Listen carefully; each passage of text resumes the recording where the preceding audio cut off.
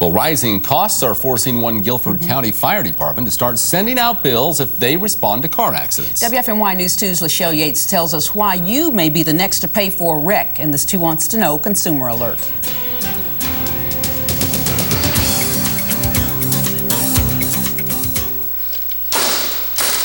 When Chief Jack Murray answers a call, chances are he's not going to a fire. The Whitsett Volunteer Fire District includes about 14 miles of I-85, one of the longest stretches in Guilford County. And last year, 26% of their runs went to car wrecks. More than likely, the people that come through the accident are from outside our fire district. I didn't know what to believe. I thought it was a mistake. Alvis Moore Jr. lives in Brown Summit. Last December, he hit an icy patch on a bridge in this Geo Metro. The Whitsett Fire Department responded and sent him a $380 bill. I can understand if they had to pull somebody out of the car or things were so, you know, if the car had turned over or something like that, but basically they just stood around for the most of the time because you had a state trooper and a sheriff that was out at the scene. I noticed that when there is an accident, everyone that shows up at an accident is paid. Be it high patrolman, be it the gentleman driving the wrecker, be it the body repair shop, et cetera, the EMTs, they're all paid. So why not the Whitsett Fire Department? But Earl Warwick says he was not out to make a quick buck. I felt that it was the right thing to do at the time, looking at uncertainties within budgets.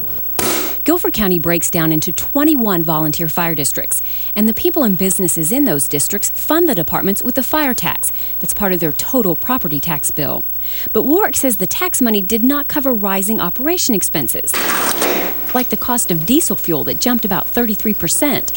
So the board decided to send a bill to anyone who caused an accident on I-85 but does not live in their district. When our costs were outside, X% of our costs were generated not by the needs of this district.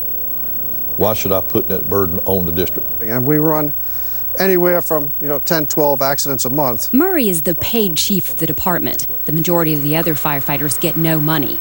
But Chief Murray says equipment alone is expensive to buy, like the defibrillator. $3,600 to $4,000. We also have a suction unit. This alone was $600, $700. And they are quite heavy. And to recertify the equipment each year, well, the Jaws of Life, $400 to $500. The defibrillator, $70. Plus, the department needs to replace equipment like their special emergency responder pagers because the county changed the system. The cost, $10,000. So it's a few years old. But Whitsett does find ways to keep costs down. It's replaced the engine in this brush fire truck 3 times since the department bought it in 1979. It's cheaper to put an $800 or $900 engine in it than it is to go out and buy a brand new. But the department says it just can't rehab this 34-year-old fire engine, something else the accident money would help fund.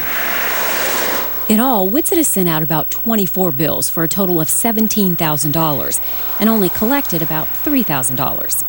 Moore sent his bill to his insurance company, and it did pay all $380. In late April, Whitsett had to stop charging, though. Guilford County's attorney says the department's contract prevents them from charging for routine accidents. He says departments can only charge if they have to handle a hazardous material spill or if they stay on the scene of an accident for an extended amount of time. Tax dollars are collected to provide a service for fire and rescue protection. So Whitsett has 2 options: cut its budget or raise its fire tax. The average fire tax in Guilford County is almost 10 cents.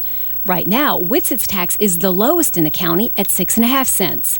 So for every $100,000 in property value, the department gets $65. That equaled a little more than $275,000 in 2001. If the tax rises a penny to 7.5 cents, it will cost a homeowner with a $100,000 house an extra $10 a year. That doesn't sound like a lot, but Warwick says most of the people living in the Whitsett Fire District are elderly and on fixed incomes, so the board voted no on a tax hike. I understand that other firemen have talked to our firemen about us charging. They're not real happy with it. But in those districts, they're already also probably charging 10 cents to the people in the community, and we're only charging 6.5 cents. So probably those people in the community would probably look and say, hey, there's another way to collect funds than taxing me at 10 cents. So instead, Warwick has asked his county commissioner to look at rewriting the contract.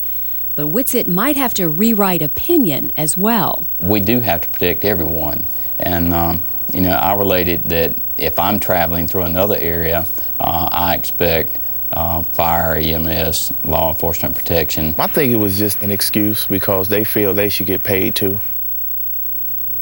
Alan Perdue with Guilford County Emergency Services says costs are rising for all fire departments in the county. So he says he's looking on a national and a state level to see if other fire departments are charging for routine racks. But ultimately, the final decision rests with the county commissioners. Now, Kent, the budget problems could be fixed in the short term, though, if the county commissioners decide to give the sales tax money to the fire departments. But we'll keep watching all of this and let you know what happens. Wow, what a pickle they're in. Definitely. Lechelle, thank you.